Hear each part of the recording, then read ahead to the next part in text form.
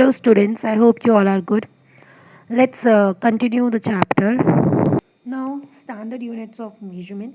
पुराने समय में लोग अपने पैर की लंबाई से, फिंगर की चौड़ाई से और distance of a step, they were commonly used as the unit of measurements.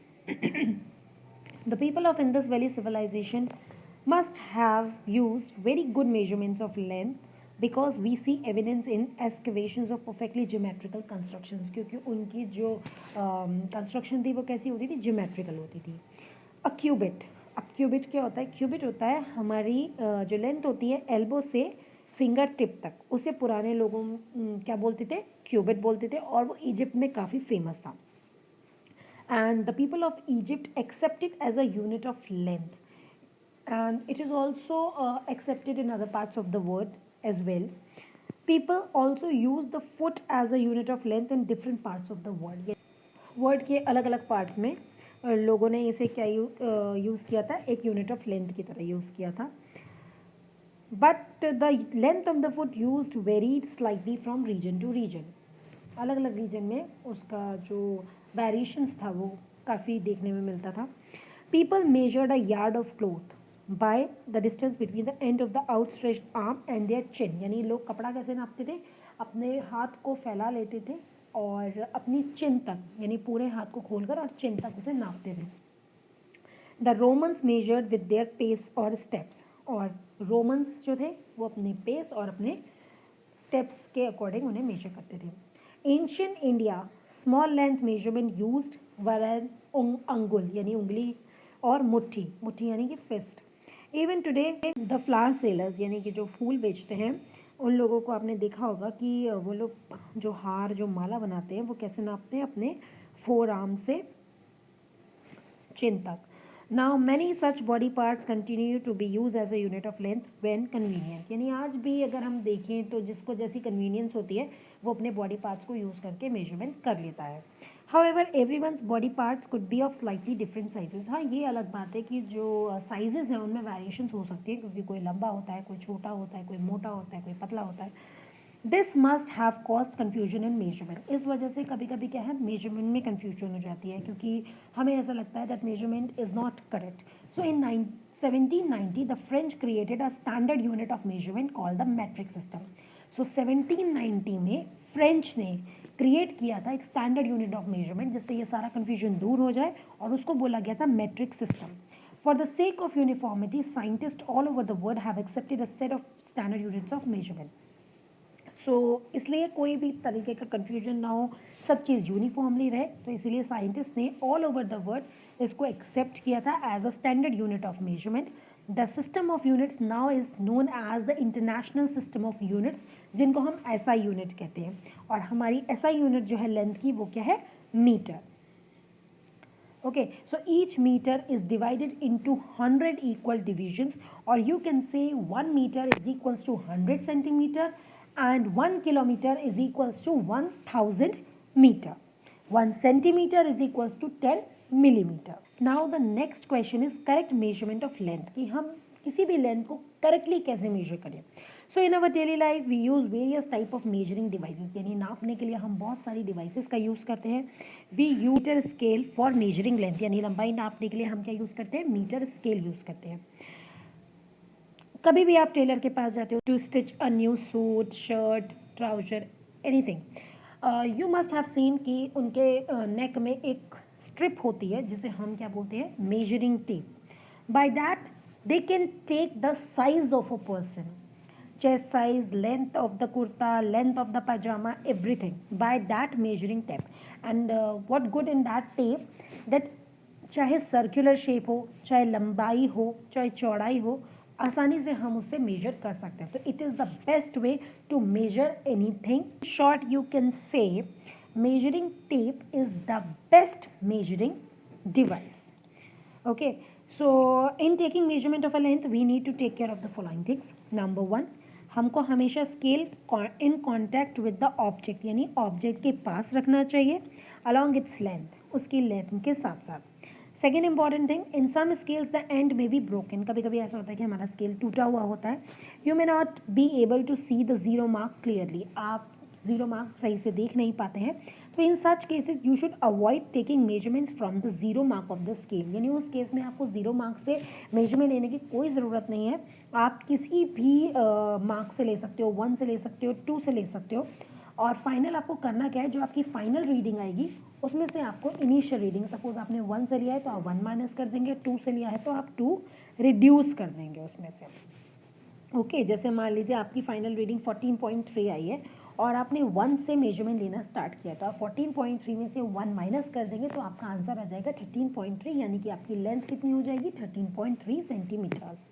Third important thing क्या है कि आपकी जो आई का पोजीशन है वो एकदम करेक्ट होना चाहिए जब आप मेजरमेंट लेते हैं, क्योंकि अगर आपकी आई का पोजीशन सही है नहीं है तो आपका जो मेजरमेंट है उसमें एरर्स हो सकते हैं।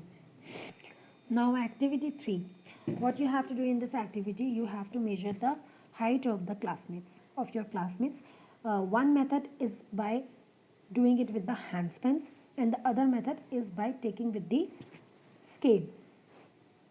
तो 1 सेंटीमीटर में हाइट आ जाएगी और एक हैंडस्पैन में, and you have to see clearly all the observations, and when you observe all the observations what you have observed, the height of the same person is taken by two people of different handspans. The number of handspans are different, but the way you are using the scale to measure the height, either one person, two person or three person will take the height of that single person. What happen? The height remains the same. क्या कहने का मतलब ये है कि हाथ span से जो हम लेंगे हैंड स्पैन से उसमें डिफरेंस हो सकता है, लेकिन जो स्केल से मेजरमेंट हम लेंगे उसमें कोई भी डिफरेंस नहीं आएगा। नेक्स्ट है measuring the length of a curved line. अगर कोई लाइन सीधी है तो हमने स्केल से मेजरमेंट ले लिया, लेकिन अगर कोई कर्व्ड है, घुमाव है, तो हम उस लाइन का मेजरमेंट कैसे करेंगे? We cannot measure the length of a curved line directly by using a meter scale. यानी हम मीटर स्केल को डायरेक्टली यूज़ करके तो मेजरमेंट नहीं ले सकते। What you can do, you can use a thread. पहले आप एक थ्रेड ले लीजिए, उससे पूरा मेजरमेंट कर लीजिए, एंड आफ्टर दैट जब आपका पूरा मेजरमेंट हो जाए तो आप उसे मीटर स्केल या मेजरिंग टेप से क्या कर सकते हैं, मेजर कर सकते हैं। Now next we have moving things around us, यानी हमारे आसपास में जिसमें मूवमेंट हो, ऐसी चीज़ें। So you think of some objects you have seen recently. हमें कुछ ऑब्जेक्ट्स के बारे में सोचना है जिन्हें हमें रिसेंटली देखा है, like our school bag, mosquito, table, people sitting on desk, people moving about. It may be a butterfly, dog, cow, your hand, a small baby, a fish in water, a house, a factory, a stone, a horse, a ball, a bat, a moving train or a sewing machine, a wall clock or hands of a clock. You can make your list as large as possible. Now we have to separate the things, one which are at rest and the objects which are in motion.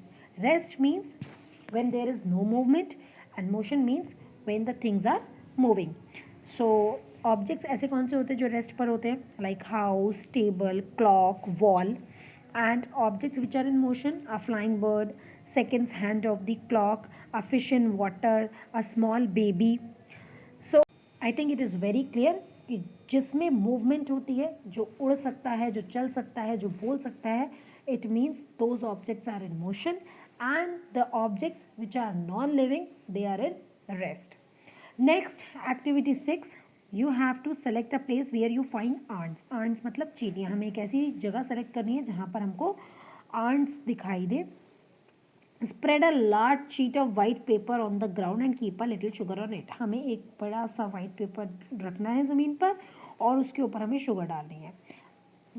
चींटियाँ जो हैं, ants जो हैं, वो चीनी को देख के फ़ौरन अट्रैक्ट हो जाती हैं, तो आप देखोगे वहाँ पर बहुत सारी आंट्स जो हैं वो घूमने लग जाएंगी पेपर पे।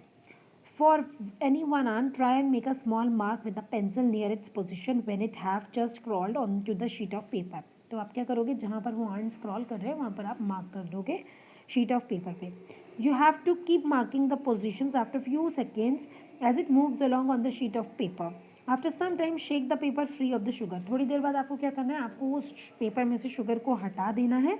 Now connect the different points you have marked. अब उसके बाद आपको डिफरेंट पॉइंट्स को कनेक्ट करना है जहाँ पर वो आपने मार्किंग करी थी, जहाँ पर वो चींटियाँ क्रॉल कर रही थी, with arrows to show the direction in which the ant was moving, कि किस direction में ant move कर रही थी.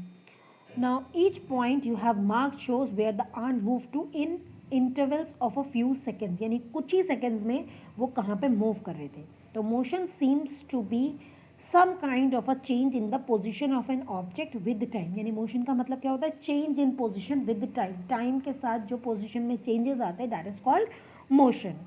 सो in activity 5 it is very clear कि हमने जो ऑब्जेक्ट्स को रेस्ट में मार्क किया है वो ऑब्जेक्ट्स हैं जिनमें किसी भी तरह का मूवमेंट नहीं हो रहा है, और मोशन में वो ऑब्जेक्ट्स हैं those who are moving according to the time और with time.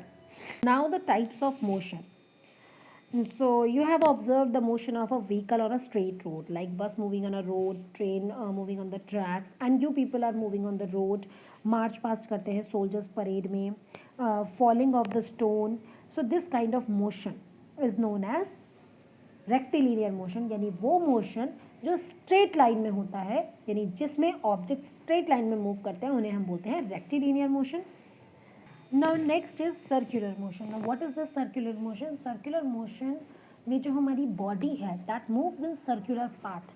For example, hands of a clock, blades of a fan.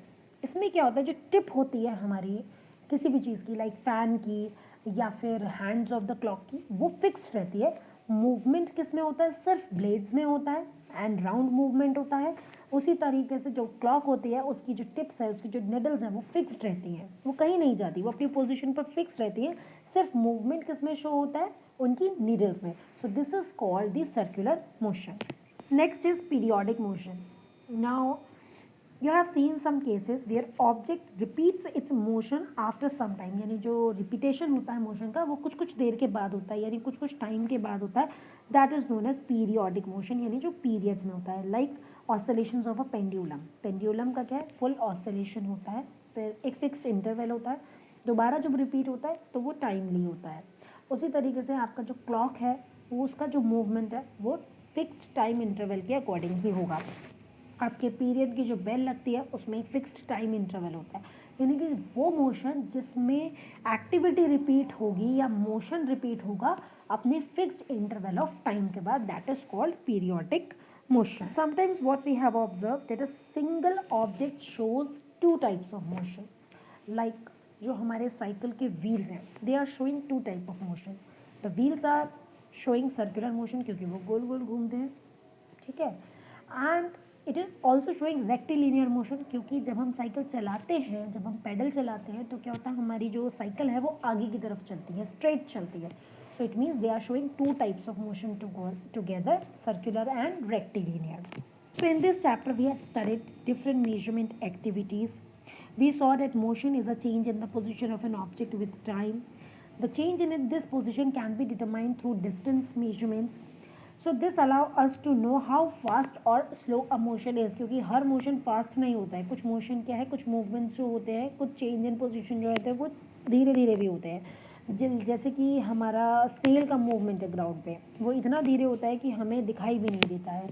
A butterfly flitting from flower to flower, a river flowing along a clear rounded pebbles, an aeroplane flying high up in the air making jet trails, moon going around the earth, blood flowing inside our bodies.